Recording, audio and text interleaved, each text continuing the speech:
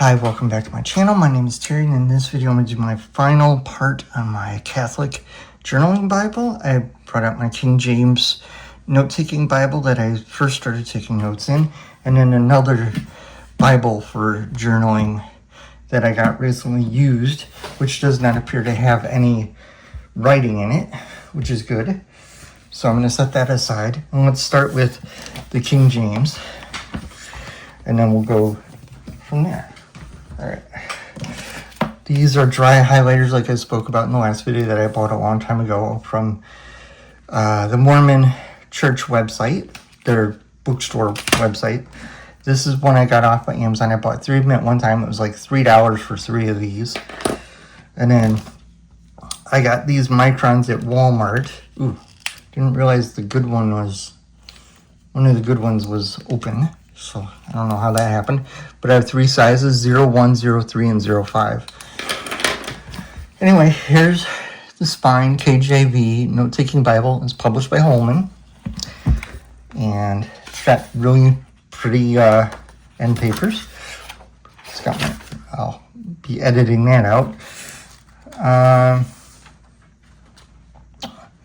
KJV note-taking Bible, copyright 2015.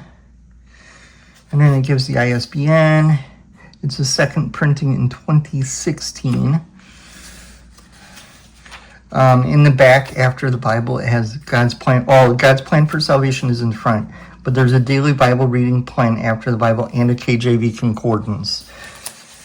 I don't know if the current edition has all that. But as you can see, it's got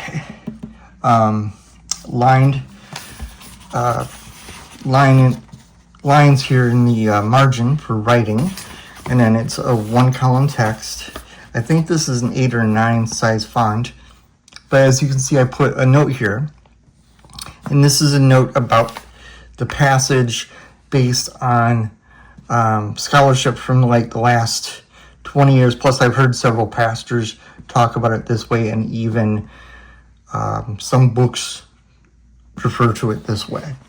So I put that note there. Let's see, do I have any other notes in Genesis? I don't think I do. No, I don't think I do. I'm going to go to the Psalms, because that's where my next note was at. I didn't put a lot of notes in here, so I still have a lot that I can do with this Bible. And I think it was Psalm 23 I did notes for. Let me see. I know I put at least one other note in this Bible. No, I didn't do notes for Psalm 23 yet. I think there's one other note in this Bible so far, because I just started using it, and then I realized it's kind of small compared to how I'd like it to be, and meaning the font. And the text goes into the gutter a bit. So it's a good Bible. It's got good red letters. Let's see. I think it was in John. I put one other note. Is that, or it was, I don't know.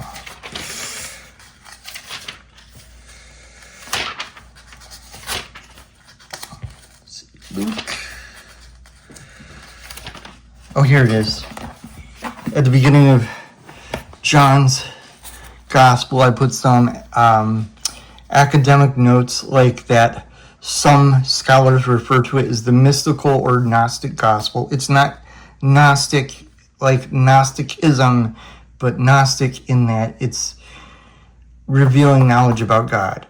And then this first 18 verses is referred to as the Logos hymn, because the word here in Greek is Logos, which is a word that was used in ancient Greco-Roman philosophy to refer to the source for everything, the reason why everything is. So, yeah, that's that Bible. It's a good Bible. It's kind of, it's more like a hardcover. I was hoping it would have been more like a regular leather Bible, but it's not. Okay, and then of course you've seen this one, which we'll get to in a minute. But I want to show you this one I just recently got at St. Vincent de Paul. I think that's where I got it. Yep. That's where I got it. Look, it seems like someone's hardly used it. This is hard to open. I don't think the last owner even used that. And it's wide enough here I can put those ribbons in it that I like. It's got plenty of room here and here for the preface, for me to put notes during the preface. But this is what I like.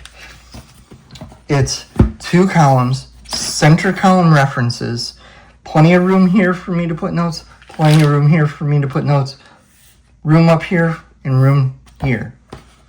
And I haven't found any notes in here, so either the previous owner really didn't know how to use it, or they just never bothered to use it as a note-taking Bible. They just used it as a well, I don't know that they even used it as a reading Bible, because it doesn't seem like they ever opened it. If you're wondering who published it, it's the International Bible Society. It's a wide margin reference edition, black letter. So this is just one of 3 NIVs I have that are black letter. I prefer black letter Bibles. All right, now let's go into this so you can see me use some of these tools here.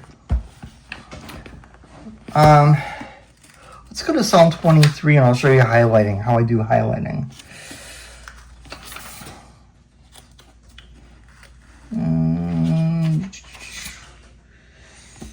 Psalm 22. Oh, I already did the highlighting in there in the last video. That's right. I didn't do any writing. So let's put a note for verse 1, because the word shepherd in a lot of ancient cultures refers to a king or a god. I'm going to use the 0-1 because I like a finer tip. And as you can see, Max showed up to help. Hey Max, are you going to say hi to everybody?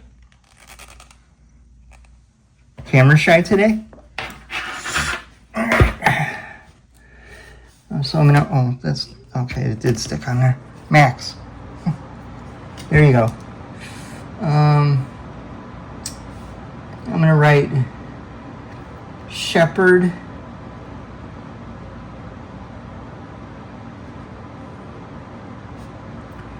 equals king/God.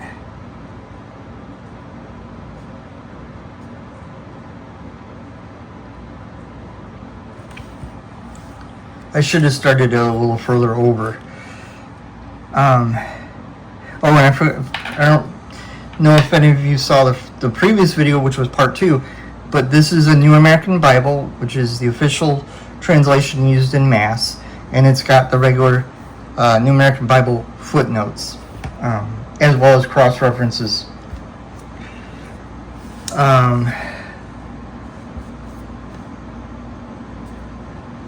So, like if you're reading Psalm 23, you can come right here, and it's got a cross-reference to, for verse 1 to Psalm 80 verse 2, Psalm 95 verse 7, Psalm 100 verse 3, and Deuteronomy chapter 2 verse 7. So, let's see. Let's go to the Logos hymn. I haven't done a note in this one for the Logos hymn yet.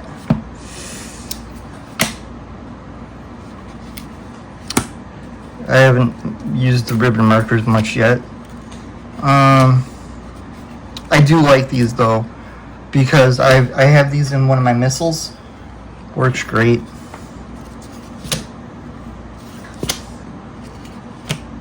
Oh, and I like that this has book introductions. So like it has introduction to the New Testament. Let's see, an introduction to the Gospels. I think I mentioned this in the last video, and then it has an introduction to the Gospel of Matthew. So I want to go to John though. I think in there, somewhere in here, there's even, I think there's maps in the back or something. I don't remember. Let's see. Okay, here we go. John chapter 1. Here they're calling it the prologue. But I'm going to put a note, Logos hymn.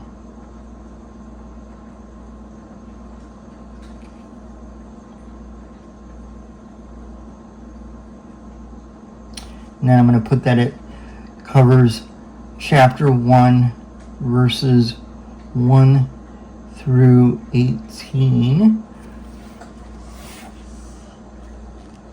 So that's how I go about putting notes in. Sometimes I draw my sources for notes from homilies or sermons, or from archaeology books written from a Christian perspective, or Bible commentaries. They might have something that stands out to me about a particular chapter verse, or like at Bible study, if the priest or the leader of the Bible study says something that stands out to me, I'll make a note of it. So usually for that, though, I make a note of it in the workbook and then come home and I can put it into my Bibles. I do have one other journaling Bible that I'm not going to pull out that I did buy that was an NIV, and when I bought it off the website, they said it was like new and that it was a clean text, nothing in it. I got to start putting notes in it. Then I go to Romans, because at the time I was in Bible college, and I wanted to put some notes for a paper I was writing in Romans. The previous owner put artwork right where I was going to put my notes. So I try to get brand new journaling Bibles. The only reason I got this one is I looked through it in the store and saw that it looked like no notes or drawings in it.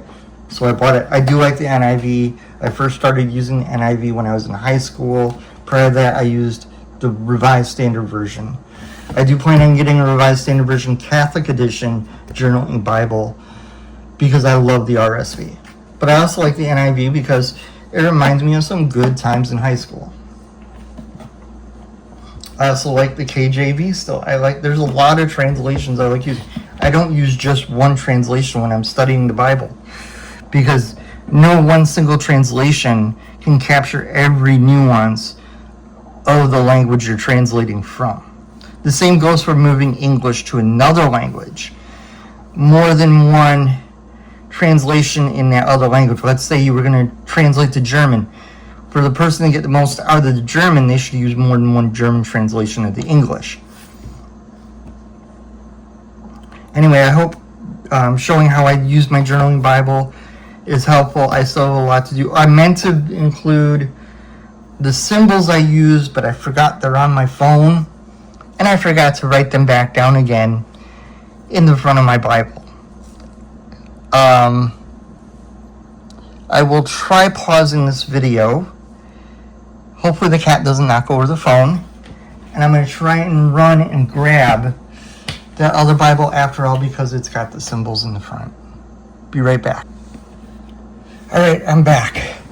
I went and grabbed this Bible. The reason I bought this journaling Bible is because they had hardcover editions in the pews at Bible college, and I liked the layout. Here's what the layout is. It's 2 columns, and you have journaling space here and journaling space here, and a tiny bit up here.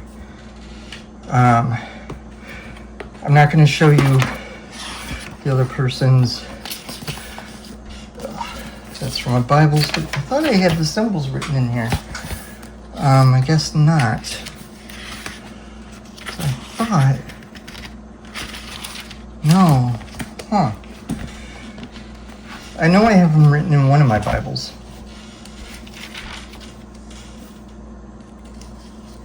Anyway, here's how I test pens.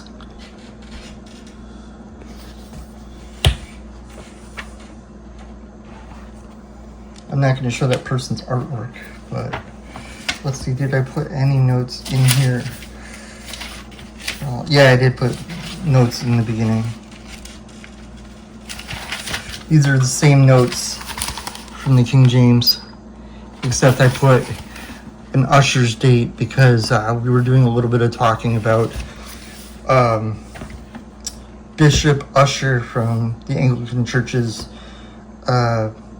book, The Annals of Creation? Or no, The Annals of the World. The Annals of the World, where he did a lot of research to try and calculate Creation Day.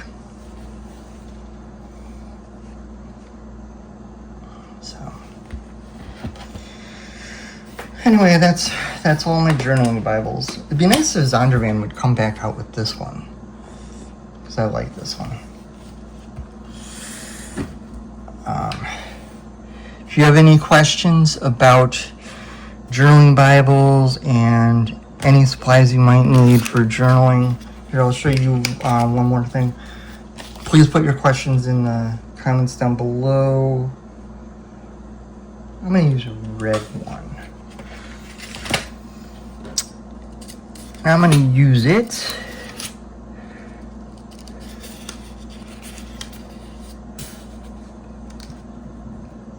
I'm going to use it back here.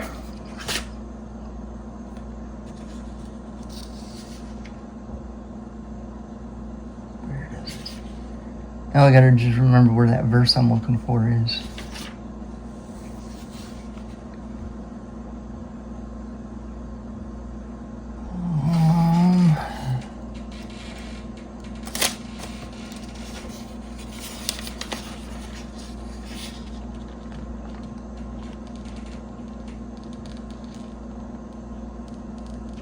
Oh, here it is.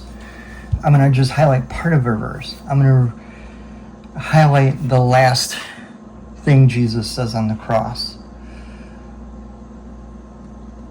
Except this isn't working like it used to. Oh, those used to work so much better. Because even dry highlighters dry out. Anyway, at least it kind of underlines it.